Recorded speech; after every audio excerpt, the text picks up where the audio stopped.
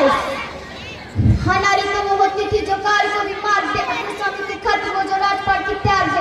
दंडवत प्रणाम मेरा उस विकलाल रानी को, खूब लड़ी मर्दानी वो उच्छासी वाली रानी को। वो उतरे जब मैदान में तो खून की नदियां बहती थी, और क्या ही हिम्मत होगी उस रानी में जो ये कहती थी कि प्राण गए जाए मेरे पर दामन पर न दाग लगे, मेरे देह की इच्छा रथ है जिनके हाथ में ही न राख लगे। वो नारी पद्मिनी थी जिसने अग्नि में स्नान किया, अपने पति के दर्जे पर न दूजे को स्थान दिया।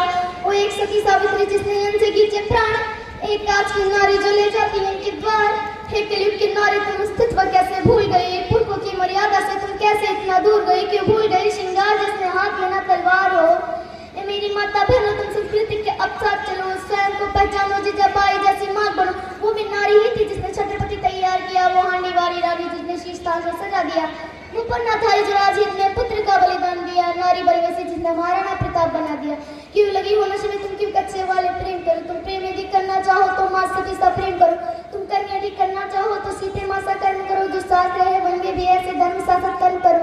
ए नारी बदलो खुद को, तुम संस्कृति की भी लाज रखो, संसार तुम्हारे हाथों में है, मर्यादा का मान रखो।